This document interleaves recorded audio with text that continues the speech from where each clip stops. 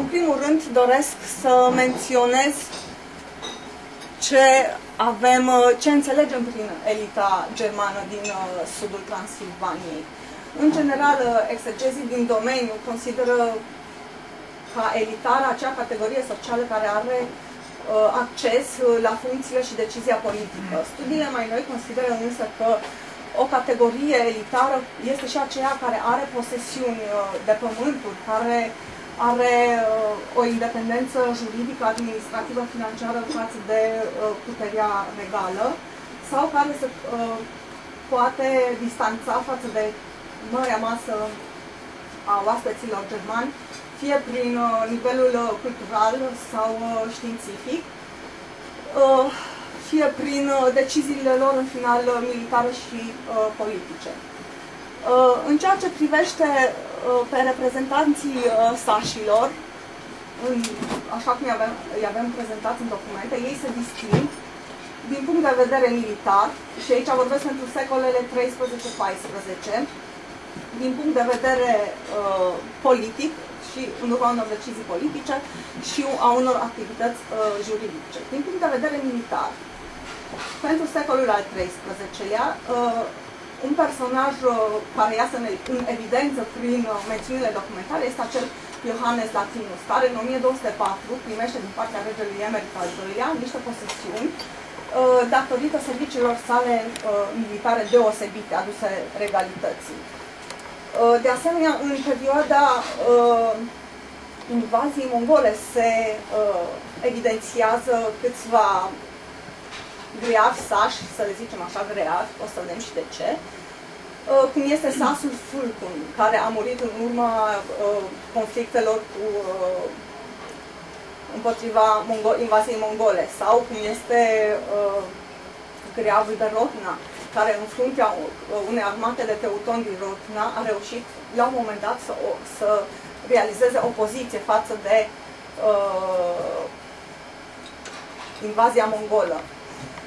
Dacă înaintăm, cu cât înaintăm în secolul al XIII-lea, vedem că în timpul războaielor civile dintre regele Bela al Ungariei și fiul său Ștefan, se evidențiază greavul Chil de Câlnic și greavul Tel, fiul lui Ebel de Brașov, care, datorită meritelor sale deosebite militare din timpul războaielor ce au avut loc la cetatea de la Deva, cetatea de la Codlea și din Ungaria, au primit posesiuni în Transilvania, în comitatul nobiliar. Sau în 1277, când greavul Gan de Ocna Sibiului, împreună, fiind denumit în documente cel mai puternic dintre sașii de pe vremea sa, în fruntea unei armate compusă din sași, a atacat Catedral-Episcopia de la Alba Iulia, ucicând acolo sute de clerici unguri. Sau în 1308, când din nou Gobelinus și Blafus de Vurper atacă din nou în fruntea, fiind liderii sașilor, împreună cu cu parohii decanatului de Sebeș, atacă din nou Episcopia de la Alba Iulia. Iar în 1324 avem iarăși un document în care Hemingus de Petrești se află în fruntea iarăși a unei armate săsești împotriva regelui Carol Robert de Anjou, bătălie care are loc la falele cetății Rupia, soldată cu moartea acestui Hemingus de Petrești și înfrângerea sașilor. Am spus că ei se evidențiază și în urma unor decizii politice. Realizarea majoră a liderilor sașilor din secolul al XIII-lea, care poate să fie, este diploma andreană Bula de Aur a sașilor, privilegiile lor obținute în anul 1224. Atâta că nu avem nume. Cine au luptat pentru obținerea acestor privilegii?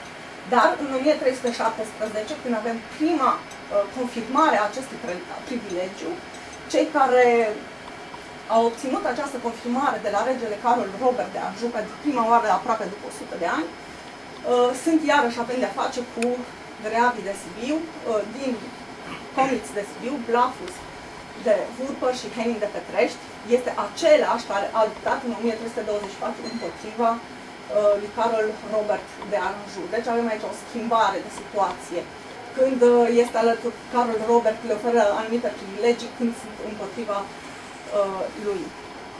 Sau în urma unor activități juridice, și aici mă refer la procesele de judecată privind anumite proprietăți de pământ, hotărnicii, între anumite sate sau vânzări, cumpărări de moșii.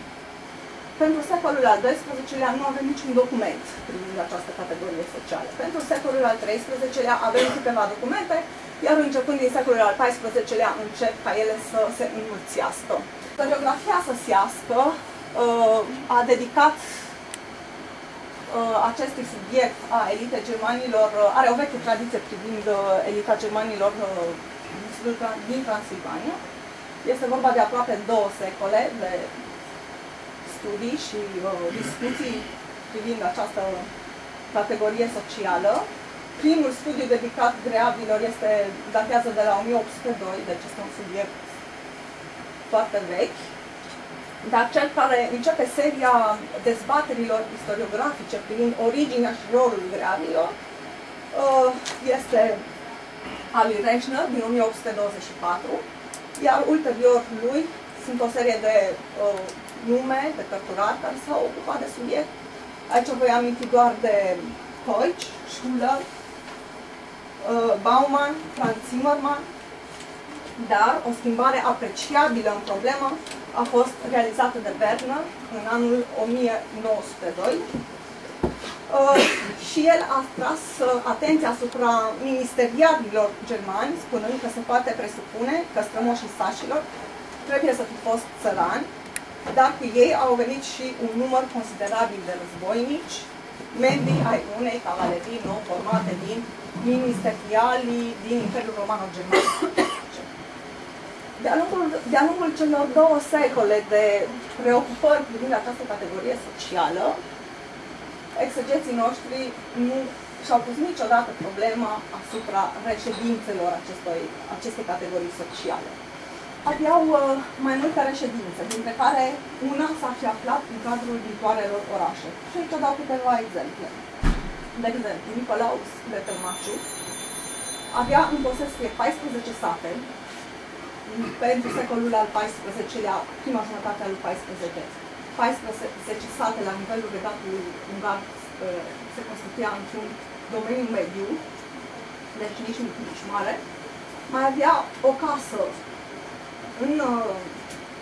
în orașul Cisnădie, așa specifică documentul, mai avea o curte sfântită de un cristian și presupune că avea și reședința lui de bază la Tălmaciu. Reședință care probabil trebuia să fie arătat ca cea a greavilor de cârnic, dar însă nu s-a mai păstrat. Aici este harta cu satele pe care le stăpânea Nicolaus de Tălmaciu, cu cerculețele roșii. Liniile albastre constituia domeniul greavilor de cârnic, iar în partea de sud de Sebeș, aici era domeniul lui Heningus de Petrești, cel care a obținut confirmarea diplomei andreiene la 1317 și cel care a luptat împotriva regelui ungar, Carol Robert de Anjou, la cetatea Rupia.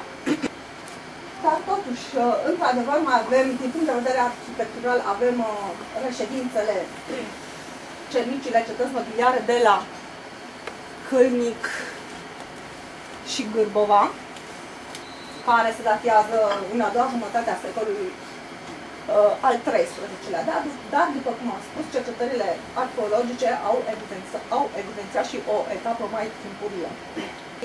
Este lista localităților care au primit numele după greavul fondator al localității respective și aici menționez faptul că nu se vede foarte bine. De exemplu, Hermannstadt, Villa Hermann, se consideră că ar fi fondatorul ei ar fi fost Hermann. Hermann, care poate proveni în germană însemnând și conducător militar, omul conducător militar. Sau mai avem cum am amintit, orăștie, care în german înseamnă Bros. Anzen de Braz, Braz ar proveni, numele localității Bros ar proveni de la Braz. Sau Vila Petru, Petersdorf, ar proveni de la numele de Petru, Petrus. Pentru faza a doua a colonizării germane din timpul începând cu Gheza al II-lea, din păcate,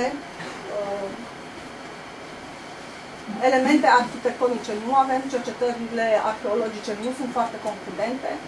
Da, într-adevăr, la Orăștie, aici în piața Scuet, a fost descoperit o rotondă care este datată în a doua jumătate a secolului al XII-lea, foarte asemănătoare cu rotonda de la Orăștie, dar, din păcate, lipsesc destul de multe elemente care, să zic, donjonul sau fortificația din jurul lui, cu o datare certă care să poată să ofere mai multe concluzii. Deci, pentru a doua jumătate a secolului al XII-lea nu avem lucruri foarte clare privind președințele elitei germane. În sfârșit, cu debutul secolului al XIII-lea apar și primele nume ale elitei în documente privind elita germanilor. Este odată vorba de Johannes Latinus, pe care l-am amintit, denumit în documente Miles. Miles se traduce prin cavaler sau oștian. Fiii săi, Conradus și Daniel, sunt denumiți tot Miles. Miles sunt denumiți și cei 500 de ostași care trebuiau, din diploma andriană din 1224, care trebuiau să participe la campaniile militare ale regelui din interiorul regatului.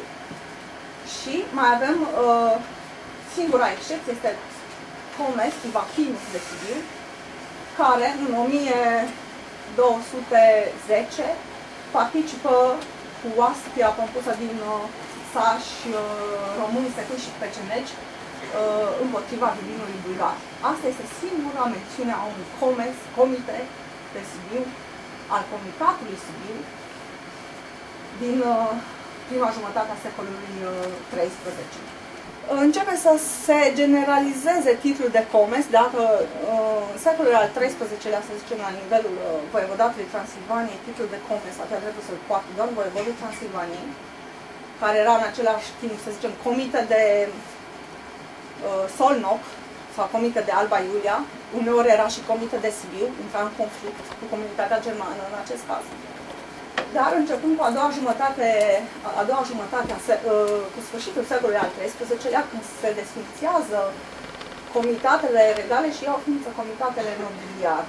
În acest moment începe să apară și titlul de comes. Acești comeși, de fapt, erau juzii comitatului respectiv.